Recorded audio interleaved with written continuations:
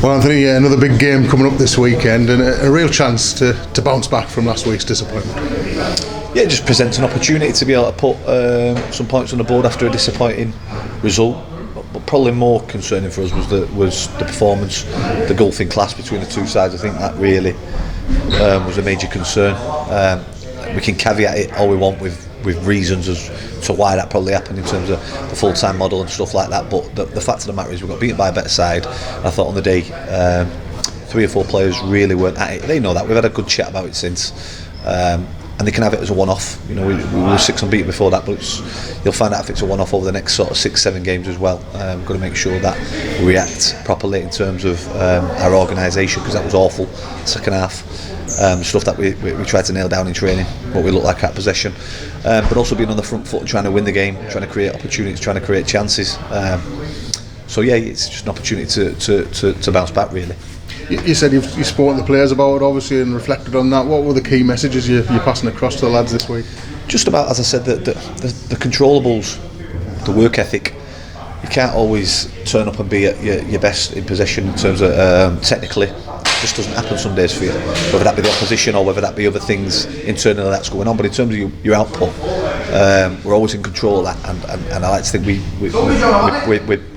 pride ourselves on that type of stuff, and we've all seen that over the last over the last month. So that was what we talked about. You know, that wasn't a Spennymoor Town team of what we've witnessed over the last few weeks, and it's stuff that we didn't agree to be in at the beginning of pre-season either. So, as I said, we can only sweep that under the carpet if the response is right. The lads are all on board with what the expectations are in terms of a response, but you've also got an opposition who are trying to stop you from responding that way. So, listen, as long as we put that maximum output in every single game, I'll very rarely moan about it. If someone's better than us, they're better than us. If someone's tactically better than us, someone's better coached, if they've got better individuals, then we'll hold our hands up and go, okay, no problem. Saturday was a bit of that. There was also a bit of the fact that we weren't at our best in terms of work ethic. I've said it a couple of times to yourself and the other lads as well, though. It was important not to get too carried away by it, because this has been an encouraging start to the season, hasn't it? We can't forget that. No, of course. You've got to temper it with both sides of the argument. You know, you can't wax lyrical about being unbeaten and being hard to beat and being organised for the initial 6 games and then go overboard after one defeat. They're a good side. For whatever reason, we've already discussed quite a few of them. It didn't work out for us on Saturday, but no, we don't go overboard. You know, we trained Tuesday night at a fantastic intensity, fantastic tempo, but we did that prior to the previous games as well. So. We don't go overboard with negativity. You know, what's done's done. We've analysed the game. We've talked about what the wrongs were. The lads are desperate to put it right. And we face this weekend, as you mentioned, a good side, a side that the club that you know well, a squad that you know pretty well as well. What challenges does that bring? I think the good thing for me and Bird, from a personal point of view, and Steve, is that we've already played Chester last season. You know, we played them away from home, we beat them 2-0.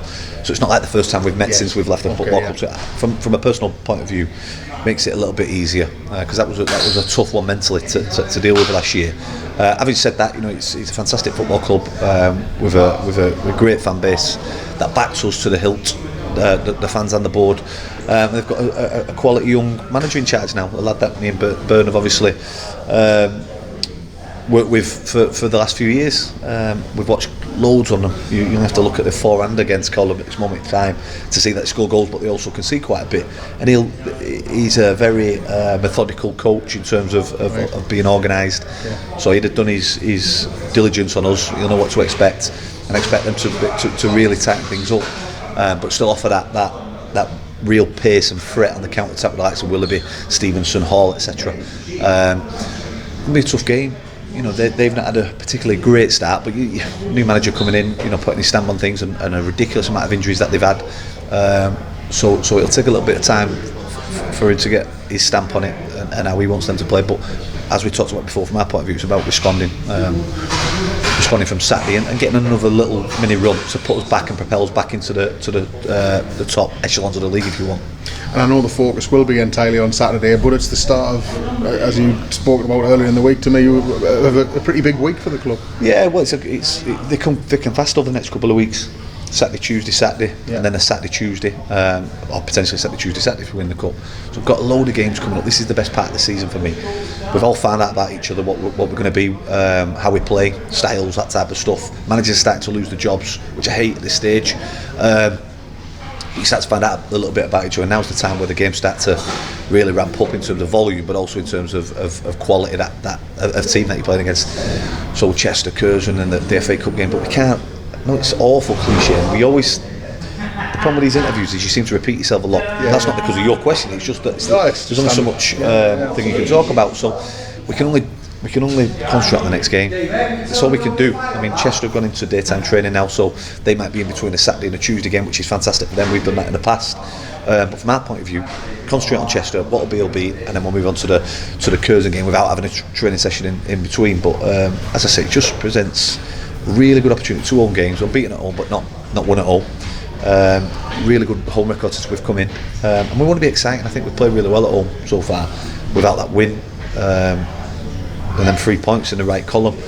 So we've been hard to beat, we've been organised, but now we've got to push on a little bit now. We've got to entertain, we've got to put the points on the board and start really ramping up that pressure on the teams above us.